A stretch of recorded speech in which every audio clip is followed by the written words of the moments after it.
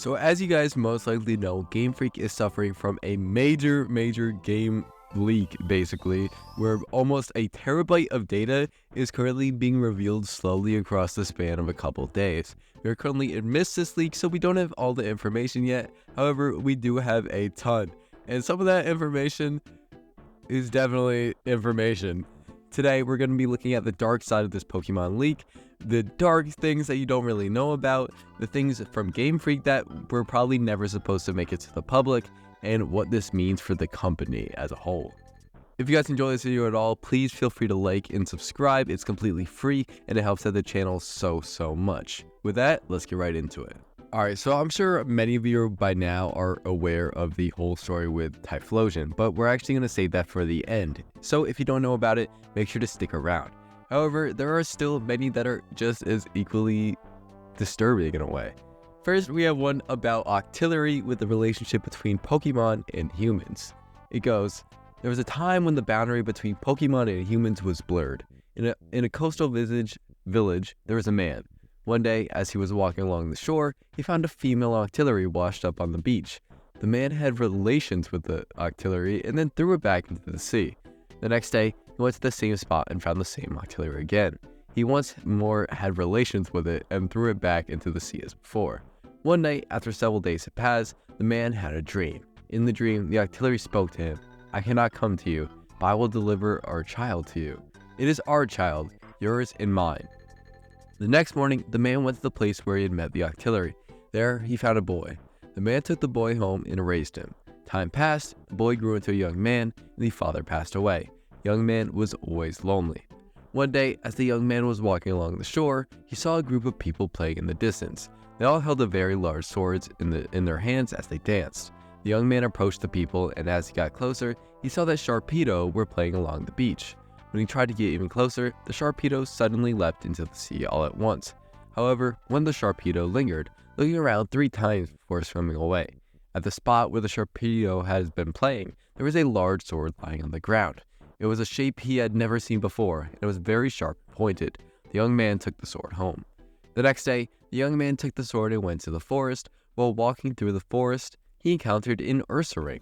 He tried slashing the Ursaring's mouth with the sword, and the mouth was easily severed. Next, he stabbed at the Ursaring's eyes, and they were easily pierced. Finally, the young man thrust the sword into the Ursaring's chest, and the Ursaring died effortlessly. That day, the young man killed 30 Ursaring. After that, he always carried the sword with him, playing by injuring the Pokemon he encountered or cutting off parts of their bodies. One autumn, while the young man was searching for firewood, he lost his way. After walking for a while, he stumbled upon an Ursaring's den. Inside, there was an elderly Ursaring laying down. The elderly Ursaring looked at the young man and said, "Come inside." The young man hesitated, but as it was getting dark outside, he entered the den. Before long, people began to enter the den one after another, filling the room completely. Looking closer, he saw that all the people had been scarred faces, and some were missing their eyes. They were chatting among themselves, but the young man ignored them and fell asleep. At one point, he woke up to find the elderly Ursaring lay beside him. He fell asleep again, but when he woke once more, there were many people around, talking about something. Again, the young man ignored them and went back to sleep. When spring arrived, the elderly Ursaring spoke. "Do you want to go home? Then I shall send you home. When you return, a Wailord will soon be found near the village. Go there. We will send a man. You must leave the sword behind and bring a witness." "Why did you do such things, cutting faces and slicing off noses?" The elderly Ursaring escorted the young man back to the village. Upon his return, the young man recounted everything that had happened to the villagers. The following morning, the young man took some villagers with him and headed to the shore. As they walked along the coast, they found a large Wailord. Nearby, on the beach, was a Teddiursa. When he noticed the young man, the Teddiursa hid in the forest, and a large Ursaring came out in its place. As the Ursaring charged at him, the young man tried to draw the sword he had hidden, but it got stuck, and he couldn't pull it out. So, he rushed with the Ursaring with his bare hands. The young man and the Ursaring grappled, punching each other's faces. They strangled each other with all their strength, and so they choked each other to death, collapsing on top of one another. Villagers went back and told the others what they had seen. So this story has a lot to it, and even though it just starts as maybe the deep, an average activity for the deep, it does delve into deeper stuff. So this is very representative of many cultures' folklore, where they have maybe things that are seen as taboo, such as doing the deed or other things like that, but they are very integral to many people's folklore, so it's important to realize that this is representative of that. And even if it is extremely weird for many people, it is also part of culture, and that is going to be something that is in life, as it's been a thing for all of mankind's history. So yes, while you can point out the absurdities of Pokemon and humans doing it in official Game Freak work, it is important to notice that this is a Pokemon folklore subset of history, basically. And as weird as it may sound, that is something that would definitely happen in real life, so it would definitely happen in the Pokemon world, so it makes sense. Now, before we get into what you're waiting for with the Typhlosion story, we have a little bit of a lightning round of quick fun facts. We now know that Skyla is officially 18 years old, a big day for people who goon. Her appearance was supposed to be Latina with brown skin, and only the chest is large with dark eyes and facial features. So Game Freak are officially gooners. That is great to know. We also now know that Cyrus from Team Galactic in Diamond and Pearl and Platinum is officially autistic, which is pretty cool. And due to some lore charts that Game Freak apparently would never release, because why would they release lore about their games, Dialga and Palkia are officially partners, and I'm super proud for them. There's also a story about how a slacking apparently made a young woman pregnant with a Slackoth. Yeah, this stuff does get a little interesting. It's on screen right now if you want to pause and read it, but I won't pause and read it just because we were already reading a bunch of stories. And Typhlosion is next, guys. Let's do it. Alright, we are about to start reading the Typhlosion story, so buckle in. It may be a little odd for some of you, so just a warning, but it does get a little interesting, so let's get right into it. As a heads up, this is also Google translated, so a little bit of grammatical and spelling errors are present, just so you know. Okay, here we go. A long time ago, when the boundary between Pokemon and humans was unclear, once upon a time there was a village. One day, a girl from the village went down into the mountains to collect firewood. The girl found some dried dead trees deep in the mountain, so she went deeper and deeper. She woke up, the sun was setting, and the girl had lost her way. There was a Typhlosion droppings all over the place, which made the girl feel uneasy. Then a man was seen washing up on the other side of the forest. The man's face was unlike any other man in the village, but he was very handsome. The man said, "You must be lost. I know the way down the mountain, but it will be midnight if you follow my footsteps. I'll bring you back tomorrow morning, so why don't you stay and rest at my place tonight?" The girl had no choice but to do as the man said. The man took the girl's hands and started walking. As the sun was setting, we came to a large cave. "This is my house. You must be hungry. Wait for me."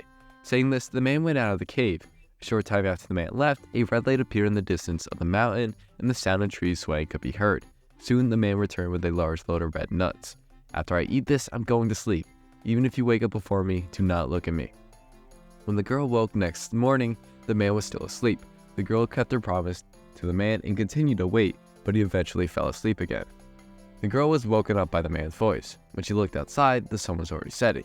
"Let's eat some green fruit today. Wait for me." And with that, he went out the cave. A short time after the man left, a red light appeared in the distance of the mountain, and the sound of trees swaying could be heard. When the sun had completely set, the man returned home bearing a large load of green nuts. The man said, "After I eat this, I'm going to sleep. Even if you wake up before me, do not look at me." The girl said that she wanted to go home quickly because her family was worried about her. The man yawned loudly and smacked the girl on the head. The girl then completely forgot her family and her home. Then they both ate the green fruit and fell asleep. The next day, the two of them woke up as the sun was setting. The man went to gather nuts, and the two of them ate them and went back to sleep. As life continued like this, the girl eventually realized that this man was Typhlosion. As winter approached, Typhlosion dug deep into the cave and said to the girl, "Go and gather some firewood. Break off the top branches of the tallest trees you can find." The girl tried to do as Typhlosion said, but she was afraid of tall trees, so she could only climb low ones. After collecting some branches and returning home, Typhlosion said, "No, we have to be on a higher branch or else the humans will see us." As the snow began to fall, the two of them slept in the depths of the deepening hole. There was plenty of food. I woke up every now and then to eat and then to sleep again. One day, the girl woke up to find a child in her arms. After several days and nights had passed, the girl woke up and Typhlosion said, "Your father is looking for you, but you are my wife and I can't give you back. I have to fight him." The girl said, "Please stop. Don't kill my father. How can I live with you after killing my family? You're a good person, so let's stay here and sleep." "Okay, I'll sleep here." The man nodded. The next night, Typhlosion woke up the girl and said, "Your father is nearby. Go and look outside." When the girl went outside, a snowstorm was blowing around her. She climbed the low tree and broke its branch. When they returned to the cave, Typhlosion was singing, a song they had never heard before. "You have broken the branch. Your father will be here soon. Now I am going to do something bad to your father. If you kill me, you can have my eyes, my voice, and my heart. Then I want you to build a fire where I was killed and let it burn. And I want you to sing the song until it burns out." The girl said, "Please stop. You're going to kill my father. Please stop. Let yourself be killed. Goodbye. We'll never meet again." With that said, Typhlosion went outside. After a while, a loud noise was heard and the girl peeked outside. Then it was revealed that the girl's father had killed Typhlosion. The girl ran outside and told her father, "Your father killed your son. I've lived with him until now. He is my husband. Please give me your husband's eyes, heart, and voice, Typhlosion." The girl built a fire at the place where Typhlosion had been killed and poured her eyes, heart, and voice into the flames. And while I was burning out, I sang the song I learned from Typhlosion. The girl's father built a hut on the outskirts of the village and put the girl and her child in it. Eventually spring came. The young men in the village often teased and abused the girl and her child. It got worse day by day, and at one point they tried to cover it with the fur of a Tyrannosaurus Rex, which I'm guessing is a Pokemon, but it got translated wrong. The girl returned home and complained to her parents. "Tell the villagers not to make fun of us. If we wear their skins, we'll surely turn into Typhlosions. Even now I'm half dead." Even though my parents tried to explain it, the people in the village would not listen. On the contrary, he became more amused and covered the girl and child with Typhlosion furs. The girl and her child howled loudly and disappeared in the depths of the forest. The two never returned. That's how people found out Typhlosion is half human. So that is a lot. And honestly, it's kind of, I can see how people question how Gamefreak would write something like this, as this is a company made for children, and many people would not even get it if they're children. However, it's, like I said before, it's kind of building the folklore of Pokemon, which is interesting in a way, how they can have their own unique folklore, myths, and stories with being not even connected to the real world at all. So, what do you all think about it? Leave it down below in the comments. Make sure to talk with each other. What do you think? Is this league good? Is it bad? Sadly, we don't really have too much solid information on new games yet, but you never know. Thank you guys so much for watching, and we'll see you guys next time.